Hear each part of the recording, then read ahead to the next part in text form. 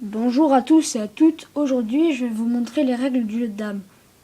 Donc, déjà, j'ai placé les pions. Vous voyez disposés. Ici, les pions des noirs et ici, les pions des blancs. Donc, voilà la disposition. Donc, ensuite, je vais vous expliquer les règles. Pour commencer, en fait, donc, quand on commence, le pion, par exemple, les pions de ce camp ne peuvent être que avancés de ce côté-ci et les pions de ce camp ne peuvent être avancés que de ce côté-ci. C'est-à-dire, par exemple, ce pion noir va avancer, celui-là va ensuite avancer, par exemple. Non, après, vous réfléchissez, parce que si vous avancez ce pion-là ici, eh bien, le pion noir qui est ici a la capacité de vous manger. Donc, pour vous manger, pour cela, il faut qu'il y ait un écart après le pion adverse. Donc, vous voyez l'écart, eh bien, vous mettez comme ça, et là, le pion est mangé. Mais, ici, comme ce pion, donc il a mangé, ici, vous voyez, soit vous pouvez le manger avec ce pion, soit avec ce pion ici. Donc, vous le mangez, et voilà. Après, il y a un autre cas de figure. Si, par exemple, le pion noir est ici, et donc, je vous ai dit que les pions de ce côté-ci, les pions blancs là, ne peuvent manger que là-bas. Enfin, ne peuvent aller que de ce côté-ci et ces pions-ci que de ce côté-ci.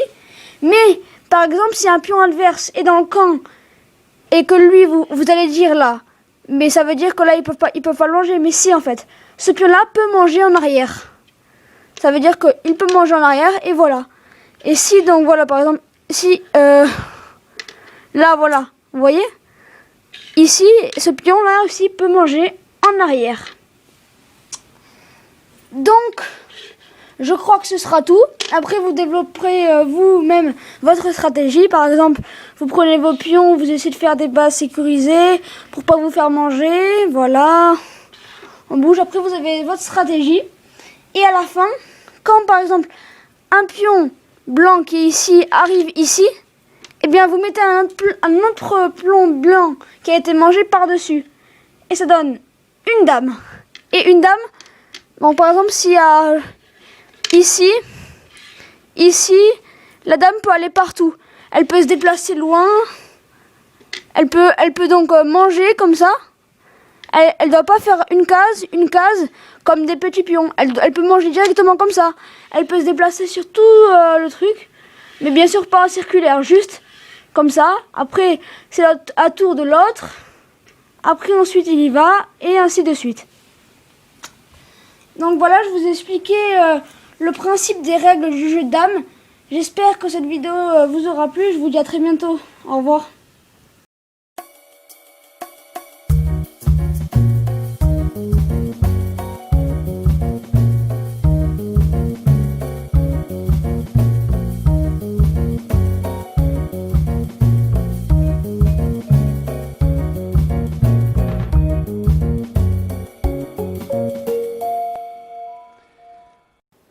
Bonjour, je m'appelle Florian Lemonnier, je suis doctorant à l'Institut de recherche mathématique de Rennes et je vais vous parler du Monopoly. Alors, pour optimiser votre stratégie d'achat, je vais essayer de répondre à la question sur quelle case tombe-t-on le plus souvent. La première question à se poser, c'est comment se déplace-t-on au Monopoly? Eh bien, en lançant 2 dés à 6 faces, indépendants et équilibrés, et donc on est intéressé par la loi de probabilité de la somme de ces 2 dés, qu'on lit ici sur ce tableau. Donc par exemple, on lit que la probabilité de faire 2, c'est 1/36e, parce que faire 2, ça revient à faire 1 avec le premier dé, 1 avec le deuxième dé, une chance sur 6 fois une chance sur 6, donc une chance sur 36.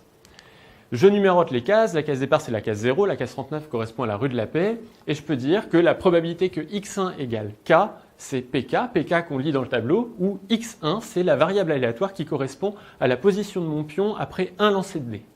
Je peux même aller plus loin, et dire que, imaginons, j'ai joué déjà depuis un certain temps, j'ai lancé les dés n fois, donc je connais ma position actuelle xn, et donc je peux dire que la probabilité, sachant xn égale j, que xn plus 1 égale j plus k, c'est encore pk. On peut dire un mot de x, xn plus 1, sa loi dépend de la valeur de xn, mais pas de ce qui s'est passé auparavant, on dit que x c'est une chaîne de Markov. Revenons à nos calculs. En utilisant la définition de la probabilité conditionnelle, on en déduit que la probabilité que xn plus 1 égale j plus k xn égale j, c'est égal à pk fois la probabilité que xn égale j. De tout ça, on se dit on va pouvoir sûrement en déduire la loi de xn plus 1. Eh bien, la première chose qu'on fait, c'est de faire un changement de variable. On pose L égale J plus K, et donc J égale L moins K. On remplace J par L moins K dans la relation qu'on avait tout à l'heure. On utilise la formule des probabilités totales et la relation ensuite qu'on vient de démontrer. On a donc 40 égalités, et pour continuer, on aimerait bien pouvoir condenser un peu toute cette information. Donc on va poser Ln, le vecteur ligne, qui correspond à la loi de xn, c'est-à-dire que le coefficient tout à gauche de Ln, c'est la probabilité que xn égale 0, puis j'ai la probabilité que xn égale 1, et tout à droite, j'ai la probabilité que xn égale 39. Et j'ai le produit matriciel suivant, Ln plus 1 égale Ln fois P, où P, c'est ce qu'on appelle la matrice de transition de la chaîne de Markov X.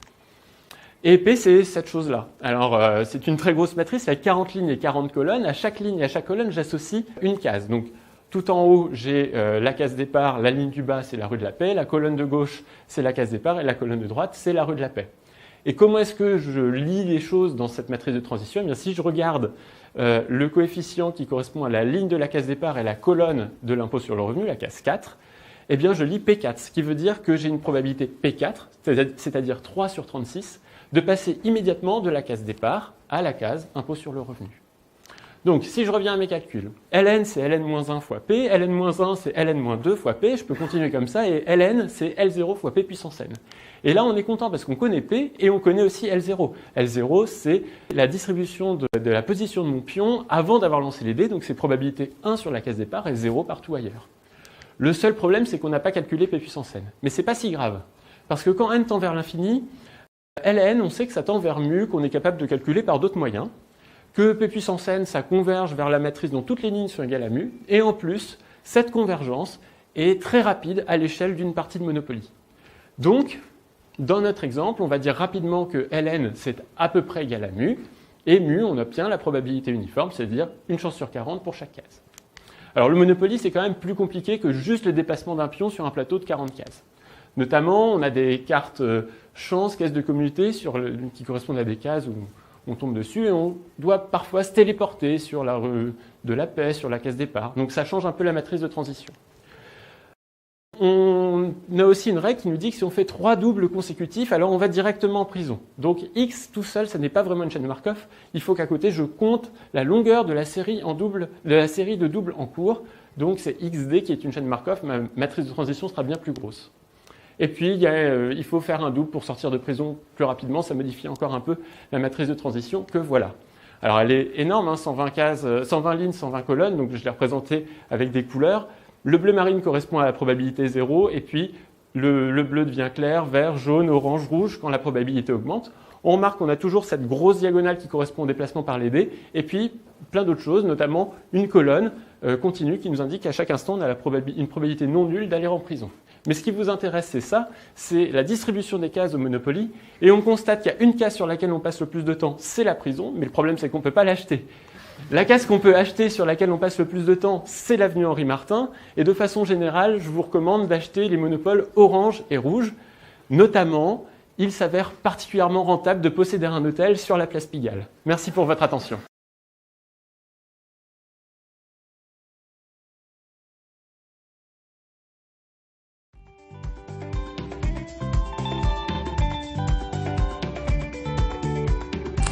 Donc salut. Aujourd'hui je vais vous parler des différents types de caca. Des caca mouves. Donc vous savez en ce moment, déjà, c'est le caca que je préfère. C'est celui où tu t'assois sur la cuvette, il sort, t'as même pas besoin de t'essuyer, c'est tout propre. Ensuite, il y a celui qui sort mais qui est extrêmement sale. Ensuite, il y a celui qui n'arrive pas à sortir. Tu forces comme un malade. Purée, ça va sortir. Alors après, au moment, tu te lèves et tu t'en vas parce que t'en as marre. Ce qu'on peut comprendre. Ensuite, il y a la diarrhée. La diarrhée, je l'aime pas. Parce qu'on dirait que tu fais pipi, mais par les fesses. Et puis en plus, quand tu t'essuies, c'est tout sale. Alors après, faut pas prendre du papier trop fin, sinon... Allez, je m'essuie. Purée, Oh non. J'ai traversé. On est partout sur la main. Vite, le robinet. Ensuite, il y a le caca mou.